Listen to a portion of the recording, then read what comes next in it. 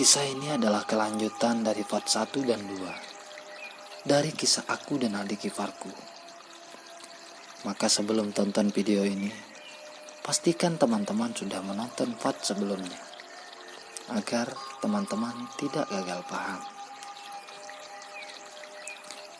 Setelah adik iparku dan istriku harus tahu semuanya, maka di sanalah puncak permasalahan yang terjadi antara kami berempat.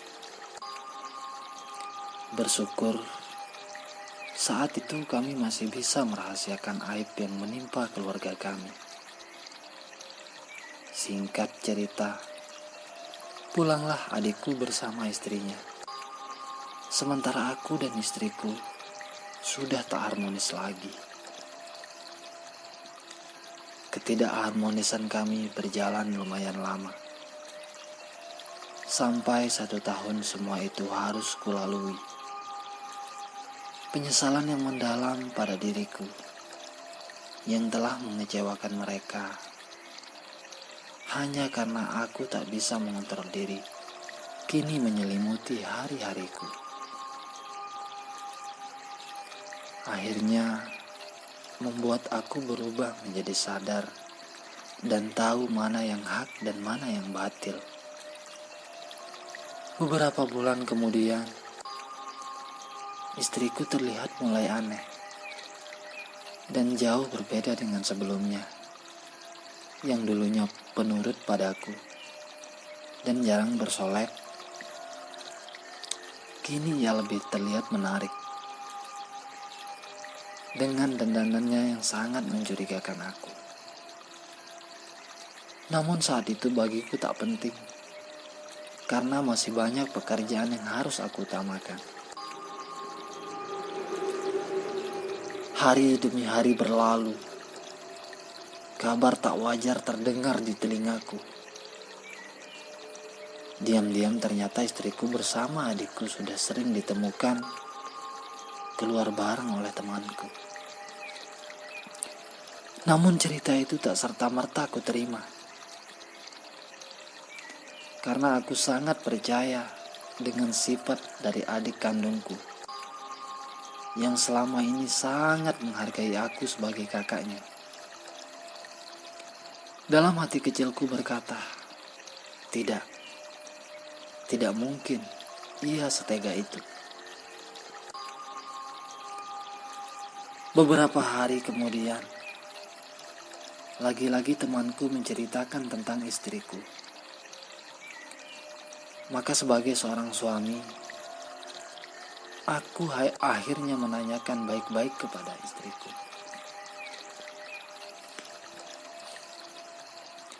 Sayang, ada hal yang mau saya tanyakan kepadamu. Jawab ya dengan jujur, ujarku kepadanya. Iya, ada apa? Ujar sang istri. Lalu aku dengan sedikit basa-basi. Benar, sayang sudah ketemu adikku. Terlihat sedikit kaget di wajahnya, sambil tersenyum berkata,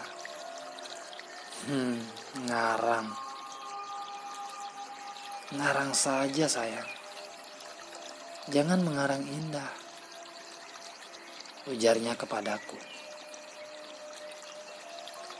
Cintaku hanya untukmu sayang. Lagi-lagi ia berkata kepadaku. Emang tahu dari mana?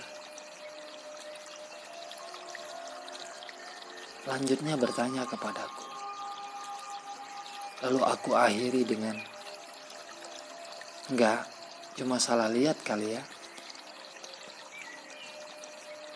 Iya kali, enggak mungkin lah, kan udah lama kita enggak ketemu mereka, ujar istriku. Mendengar itu, hatiku terasa sejuk. Dan aku gak mau lagi dengerin cerita temanku itu. Maka 2 bulan kemudian, lagi-lagi temanku menceritakan tentang itu. Kala itu, ceritanya sudah agak serius. Bahkan ia sampai berani bersumpah bahwa benar apa yang dia lihat itu adalah istriku sedang bersama adikku di hotel itu. Tapi sengaja aku tak meresponnya. Sampai pada suatu malam, aku mulai sedikit terganggu dengan dua hal yang berbeda itu. Terbesit dalam hatiku, apa tujuan temanku menceritakan aku dan keuntungannya apa? Sementara ketika saya tanyakan istriku, dia bilang tidak pernah. Maka kebingunganku menuntunku untuk mencari tahu keadaan yang sebenarnya terjadi. Saat itu, aku akhirnya mengajak temanku untuk mendatangi tempat ia pernah melihat istriku.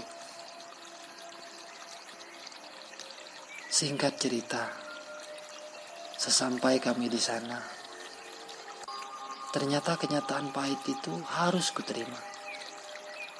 Menemukan apa yang tidak pernah saya bayangkan. Sebagai manusia biasa, aku tak mampu menahan diri. Dan akhirnya langsung kuikuti mereka. Ternyata mereka kutemui sedang berdua dalam kamar hotel. Dan aku pun langsung berpura-pura mengetuk pintu kamarnya. Lalu kemudian ia membukanya. Dan aku harus melihat dengan mata kepala saya sendiri. Ternyata mereka sedang melakukannya. Saat itu aku langsung memegang leher adikku dan mengambil keputusan untuk menceraikan istriku di tempat itu juga.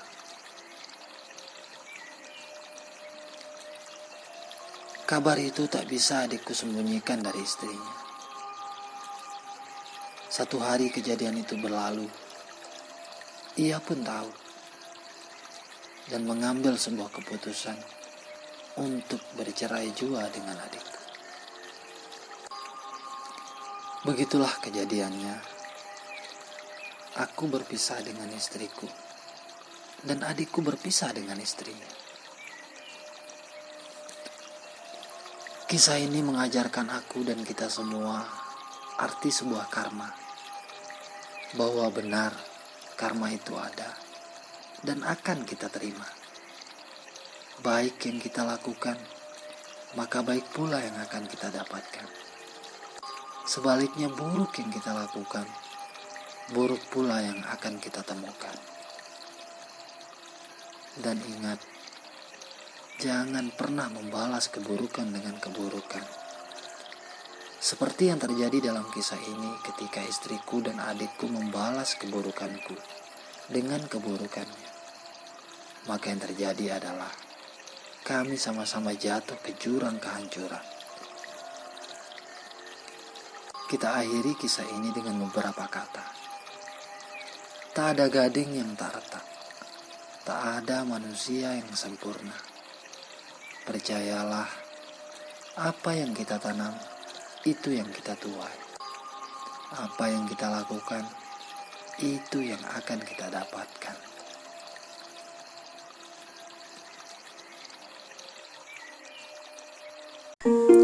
Terima kasih telah tonton video ini.